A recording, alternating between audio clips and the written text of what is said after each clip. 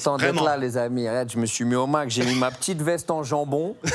On dirait que je sors d'un sandwich. D'ailleurs, vous avez tous le bonjour de la mayonnaise. J'étais avec elle juste avant. On dirait le quarterback des Pourcins d'Angoulême. Je suis au top. Tac. On est au top. Grande équipe. Très grande équipe. Très grande équipe. Très grande équipe. Non, les amis, très heureux d'être là. Moi, ça va très, très bien. Il m'arrive un truc bizarre en ce moment dans ma vie. Je stresse plus. Vraiment, je ressens plus le stress. Et ça m'inquiète un peu. Non, parce qu'il n'y a que deux types de personnes qui ne stressent pas. Il y a les gens qui sont très en confiance et il y a les gens qui sont très inconscients. Les teubés. Tu vois de qui je parle? Ils escaladent la tour Montparnasse et tout. Teubés de fous malades. Des fois, le stress, c'est un peu un signe d'intelligence. Il y a des gens, tu as envie d'aller les voir, leur dire il s'agirait de stresser là, s'il te plaît. C'est pas normal, on soit plus inquiet que toi. T'escalades des trucs qui ont des ascenseurs. Stress, s'il te plaît. Voilà, bénévolement en plus, c'est pas rémunéré. C'est pour le plaisir de risquer sa vie. C'est quoi, à la limite, fais-le. Mais pourquoi tu le fais devant nous? Pourquoi? Moi, si tu t'éclates, je suis traumatisé for life. Dieu merci, on vit dans un monde où il y a des montagnes. Va risquer ta vie devant les bouquetins, ils s'en battent les steaks. En vrai, on oublie des fois que c'est pas parce que c'est impressionnant que c'est pas stupide. On oublie. Regarde-moi, admettons là, je me penche, je mets ma tête dans ma poche. C'est impressionnant. Mais c'est stupide de fou. C'est stupide. Super bête. Donc bref, je stresse plus, je te jure. Et je pense même que le stress dans la vie, il n'y en a pas besoin. La majorité du temps, il n'y en a pas besoin. Je dis ça parce que longtemps, j'ai cru que j'en avais besoin. J'ai cru que ça me motivait et tout. Ouais. Et en fait, c'est l'inverse. Le stress, ça te bloque.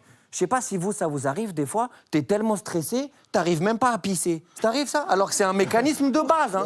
T'es là, les toilettes, elles te regardent comme ça, elles disent quoi? Je te plais pas, c'est ça? Non, j'ai plein de trucs dans la tête, c'est la première fois que ça m'arrive. Quoi que tu fasses dans la vie, tu le fais mieux quand t'es calme. Vraiment, quand t'es calme. Et en plus, ça aussi, peut-être ça vous arrive, la majorité du temps, le stress, on l'invente. De toutes pièces, il n'existe pas. Admettons, t'es chez toi, tout va bien. T'es dans ton canapé, tout va bien. Et là, tu te dis, imagine, il se passe ça. Et là, t'es en panique de fou, alors qu'il se passe rien. C'est comme si tu prends un balai, tu lui mets une perruque, une petite moustache, et 10 minutes après, t'appelles la police. Ouais, je crois qu'il y a quelqu'un chez moi. C'est le fantôme d'un homme de ménage. Il n'y a pas. Et je pense que c'est plus facile de ne pas stresser quand tu réalises que l'échec, c'est pas grave. L'échec, il y en a besoin dans tous les processus de la vie. T'as plus besoin de te tromper que de stresser dans la vie. Là, moi, il n'y a pas longtemps, Redouane, il était là, j'ai pris un bide de fou malade devant 12 000 personnes. Mais vraiment un bide de fou malade. Bercy. Mais bite de fou malade, je t'explique, j'arrive sur scène, les gens, ils me regardaient comme des australopithèques devant une éclipse. Ils étaient là, un mystère total pour eux. Vraiment, c'est mauvais présage, ça, non, comme délire. Et moi, j'envoyais mes meilleures vannes et j'étais inoffensif. J'avais l'impression que je tirais à l'arc sur un tank. Tu vois, même l'arc, j'exagère. C'est comme s'il y avait un tank et moi, je lui jetais des bouts de pain, comme ça. Mais pas le quignon un peu dur, la mi-molle, elle sort du four. J'avais aucun impact sur eux. À un moment donné, je me suis dit... Peut-être ils sont pas francophones. Peut-être je suis dans un immense musée Grévin et on m'a pas prévenu. Et non, j'ai compris que c'était des vrais gens parce qu'à un moment donné, il y a une dame, elle a dit « C'est vachement long, hein !» Ça, dans le spectacle, c'est pas bon signe. Déjà parce que j'étais pas tout nu. Et de deux, parce que j'étais encore loin de la moitié. Wow, tu comprends? C'était un carnage. Et devant 12 000 personnes. Tu sais comment 12 000 personnes, ça peut faire du bruit? Imagine 12 000 personnes, comment ça peut faire du silence. Il n'y avait tellement aucune réaction, j'entendais mes cheveux tomber. Et quand ils tombaient, ils passaient à côté de mon oreille et ils me disaient « T'es éclaté, frérot !» Carnage, c'était un carnage. Et l'humour, c'est très cruel. Là, ici, vous le savez. L'humour, c'est pas comme la peinture. Quand c'est de la merde, il n'y a pas de doute possible. Non. Ça n'existe pas, l'humour contemporain. Non. Soit ça rigole, soit c'est de la merde. Une blague, c'est comme un penalty. Si la balle, elle n'est pas rentrée, tu peux pas dire « Non, mais je pense qu'il y a but quand même. » Non, frérot. Et quand c'est de la merde, tout le monde est au courant. Et quand tu sors de scène, tu dois affronter le regard des gens et tu dois rester digne.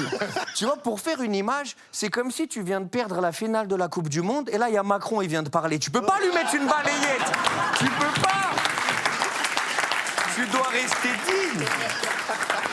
Mais quand tu prends une tarte comme ça et que tu te relèves, après, il n'y a plus rien qui t'atteint.